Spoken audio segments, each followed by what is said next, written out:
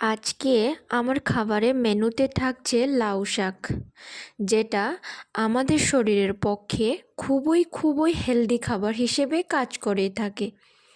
এটা খেলে শরীরের পুষ্টি জোগাড় হবে, প্লাস মোটা হবে না। এটি শুটকি আর টমেটো দিয়ে সিদ্ধ করা। সেদিন কলেজ থেকে এসে খুবই খিদা পেয়েছিলাম। এরপর আমি আস্তে আস্তে করে একটা খাচ্ছিলাম। সেই স্বাদ। তো তারপরে খাবারের মধ্যে এক টুকরা মরিচ আর এক টুকরা সিদ্ধ দিয়ে খেতে যে স্বাদ, সেটা যারা খাবে তারাই বুঝতে পারবে।